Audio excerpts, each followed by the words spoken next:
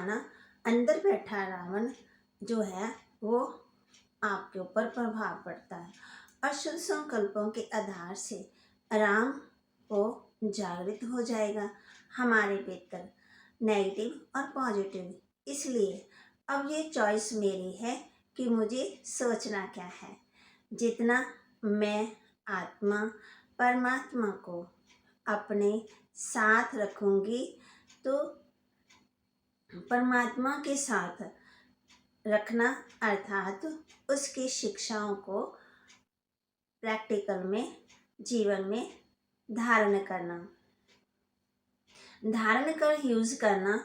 तो जितनी शिव बाबा की शिक्षाएं समाई होंगी मेरे अंदर, उतनी उतनी राम की जीत होती जाएगी और रावण का अंत हो जाएगा। कहते ना हमारे भीतर रावण बैठा है, मरता है, तो राम को बैठाते ही नहीं है। किसी भी चीज की पकड़, चाहे वो हमारी इच्छा हो, कोई अटैचमेंट ही क्यों ना हो, या फिर कोई बात या परिस्थिति ही क्यों ना हो, तो जहाँ हमारी पकड़ होगी अर्थात हमारी रग फंसी होगी, तो वहाँ हम अपना हिसाब किताब बना लेते हैं। यही फिर हमारे भाग्य को दुर्भाग्य में परिवर्तन कर देता है।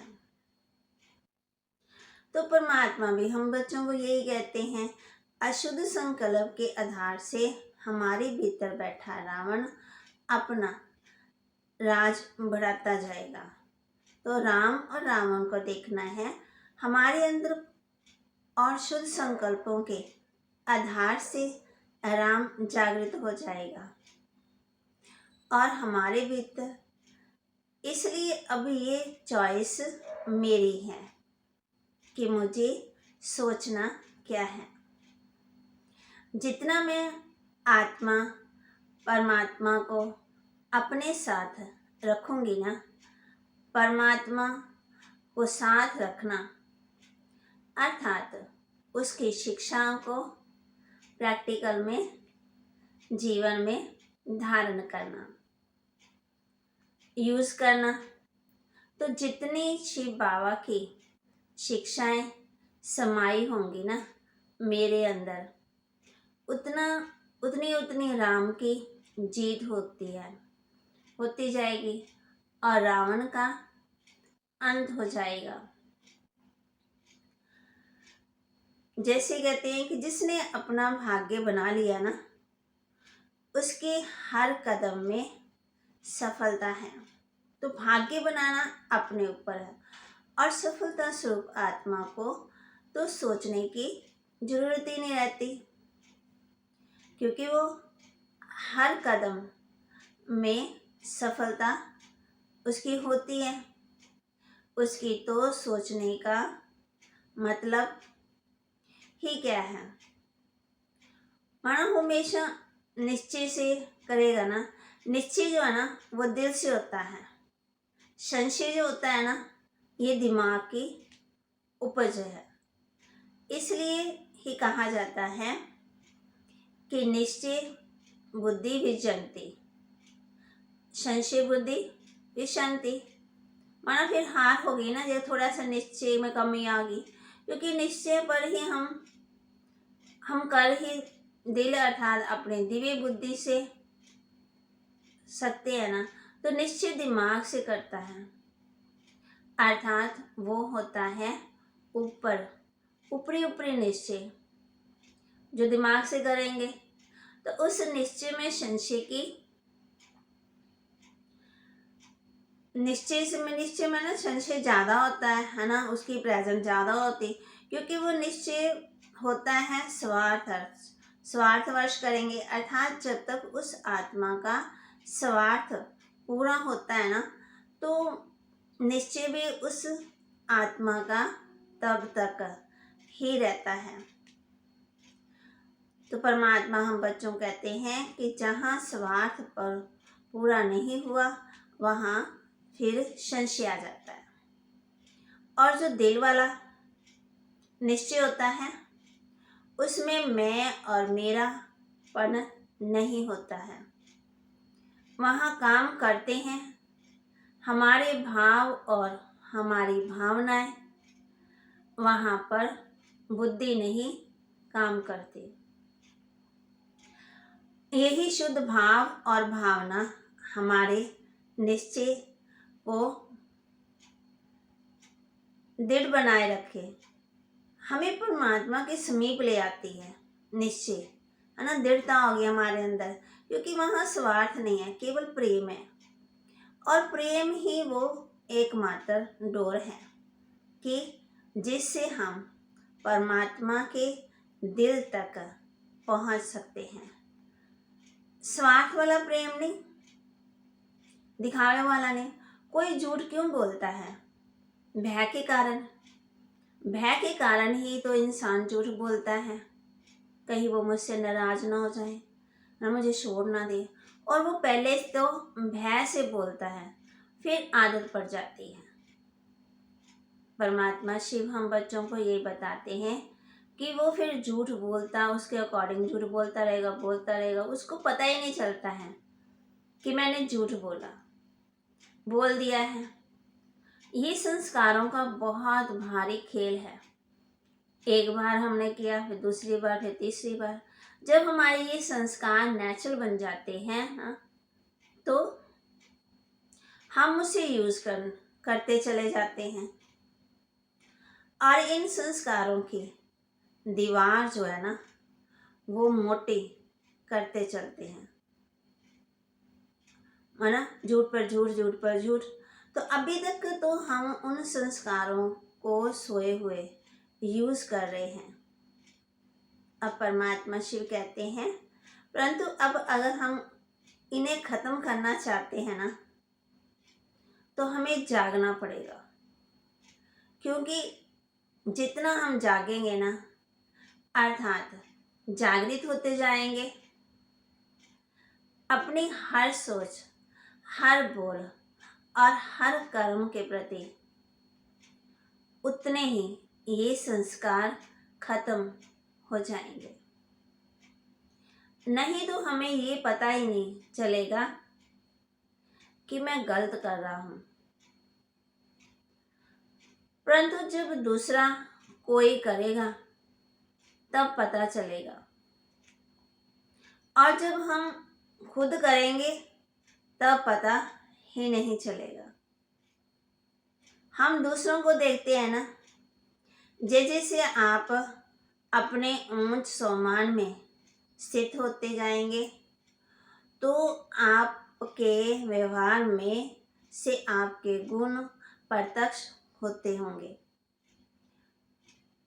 यदि आप परमात्मा बाप की याद में रह करके और साथ ही साथ अपने ऊंचे सम्मान में स्थित हो, किसी भी आत्मा को प्यार भरी समझाने देंगे, तो चाहे वो उसी समय माने ना माने, पर अंदर तक उसे वो बात टच होगी। फिर धीरे धीरे वह स्वयं ही बदल जाएगा।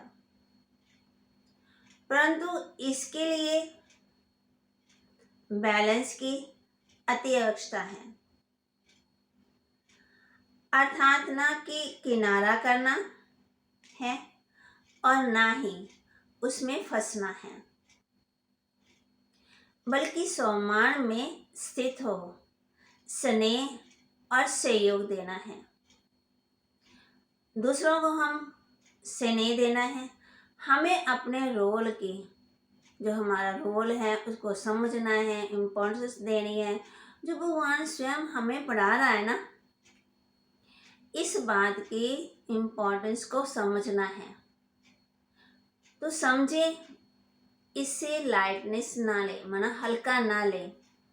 तो दूसरों को देख करके, उनकी गलतियों को देख करके गुस्सा होना, है ना, जैसे कहते हैं मैं तनाव में आ गए, फ्रस्ट्रेट होना, इन सब के लिए भगवान ने हमें नहीं चुना है। हम माने कि थैंकफुल बने भगवान के कि उसने हमें ये ऊंची सीट दी है, जो कि इसलिए दी है कि मैं अपना परिवर्तन कर पाऊं। जो मेरे अंदर कमी रह गई है ना, उसको खत्म कर पाऊं। भगवान मुझे इसलिए मिला, ना कि इसलिए कि मैं दूसरों को ब्लेम करूं, वो ऐसे है, ये ऐसे है, ये ऐसे है। दूसरों को गुस्सा करूं, दूसरों पर, दूसरों के ऊपर देखती रहूं, क्योंकि कोई दूसरा परिवर्तन नहीं करेगा। परिवर्तन मुझे ही करना पड़ेगा। परिवर्तन मुझे खुद का करना है। जब भगवान को प्रत्यक्ष मुझे करना है तो परिवर्तन भी मुझे करना पड़ेगा। हमारी शक्ति बाहर ही तब आती है जब हमको यूज करने लग जाते हैं। जब हम यूज नहीं करते हैं, और ये शक्ति कोई स्थूल शक्तियां नहीं है, ये है ही संकल्पों की बात, सूक्ष्म शक्तियां। इसलिए हमको ये पता होना चाहिए कि मुझे मेरी शांति की शक्ति का कब यूज करनी है। जब मैं कहती हूँ कि मैं शांत स्वरूप आत्मा हूँ, और सामना करने की शक्ति कब यूज करनी है तथा कब मुझे समा जाना है। क्योंकि अगर शांति की जगह मैं सामना करने लग जाऊं तो फिर उसकी जगह शांति रख लूं, ये तो उल्टा हो गया ना। अब शक्ति मैंने यूज करी दोनों ही, परंतु ये समझ के कि मुझे किस समय कौन सी शक्ति यूज करनी है। ये समझ ना होने के कारण हम सफल नहीं हो पाते। परमात्मा शिव बाबा ये समझ ही देता है हमारे को कि जिससे हम सही समय पर सही शक्ति का प्रयोग कर सके। तो प्रयोग करना, जब हम प्रयोग करेंगे ना तो स्वयं पर विजय बनते जाते हैं। जब हम प्रयोग नहीं करते हैं तो फिर विजय नहीं बन पाते। तो शक्ति को हमने कैसे यूज करना है, तो बाबा हम बच्चों को रोज ही बताते हैं कि बच्चे इस शक्ति को ऐसे यूज करो। जब मैं कमजोर हूं ना, डर रही हूँ, तब मैं शक्ति को यूज नहीं करूंगी। जब मेरे अंदर प्रेम होगा ना, बाबा के साथ प्रेम होगा, तब मैं मेरे अंदर दूसरों को भी हम प्रेम दे सकेंगे, शक्तियां दे सकेंगे, परिवर्तन कर सकेंगे। तो ये सूक्ष्म है ना अंदर से, इनको हमने चेंज करना है, अपनी शक्तियों को जागृत करना है। जब हम शक्तियों को जागृत करते हैं ना, तब हमारे अंदर शक्तियाँ आती। जैसे देखो मेरे पास बहुत सारे पैसे हैं, तो मैं कहूँगी मेरे पास इतना बैंक बैलेंस है। अगर मैं यूज नहीं करूँगी तो यूज करेंगे तो बढ़ेगा ना। इसलिए परमात्मा भी हम बच्चों को यही कहते हैं कि बच्चे इसको यूज करो। जितना हम यूज करते जाएंगे उतना बढ़ता जाएगा, उतना हम संतुष्ट आत्माएं बनते जाएंगे। संतुष्ट आत्माएं सदा माया जीत तो है ही है। जितना हम थोड़े में खुश होंगे, तो बाबा भी हम बच्चों कहते हैं जब पुरानी दुनिया के देह भान को छोड़ देते हैं ना, तो क्या बन जाते हो, डबल लाइट, हल्के अभी ही बनते हो ना।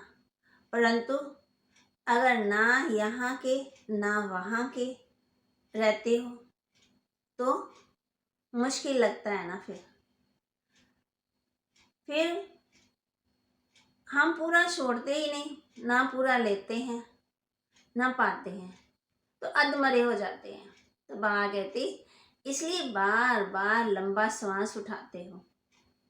कोई भी बात मुश्किल होती है तो लंबा सांस उठता है ना। मरने पर भी जो जो मजा है ना, लेकिन पूरा मरो तो। लेकिन मैं लेने में कहती हूँ पूरा लेंगे, और छोड़ने में मिट्टी के बर्तन भी नहीं छोड़ेंगे। इसलिए मुश्किल हो जाता है। वैसे तो अगर कोई मिट्टी का बर्तन रखता है तो बाप दादा रखने भी दे। बाप को क्या परवाह है, मैं दे भान की मिट्टी भले रखो, बार बार दे में आओ फिर परेशान होंगे, फिर खुद ही भाग आते परेशान होते रहते हैं ना। इसलिए बाप दादा कहते हैं छोड़ो। अगर कोई भी पुरानी चीज रखते हो तो रिजल्ट क्या होती है, बार बार बुद्धि भी उन्हों की ही भटकती है। बाप बच्चों को फरिश्ता बनाते, फरिश्ता बन ही नहीं सकते फिर। इसलिए बाप दादा तो और भी हजारों मिट्टी के बर्तन दे सकते हैं, कितना इकट्ठे कर लें। लेकिन जहाँ किचरा होगा ना, वहाँ क्या पैदा होंगे, मच्छर, मक्खी, बदबू, फिर किसको काटेंगे। तो बाप दादा बच्चों के कल्याण के लिए ही कहते हैं पुराना छोड़ दो, अधमरे नहीं बनो। अब अपना नेचुरल नेचर बनाओ, क्योंकि नेचुरल नेचर जल्दी से बदलती नहीं है। तो नेचुरल नेचर बनाओ। बाप कहते सदा आपके चेहरे से बाप के गुण दिखाई दे, चलन से बाप की श्रीमत दिखाई दे, सदा मुस्कुराता हुआ चेहरा हो, सदा संतुष्ट रहने और संतुष्ट करने की चाल हो, हर कर्म में कर्म और योग का बैलेंस हो। समय फास्ट जा रहा है ना, और स्वयं अगर स्लो है तो समय पर मंजिल पर तो नहीं पहुंच पाएंगे ना फिर।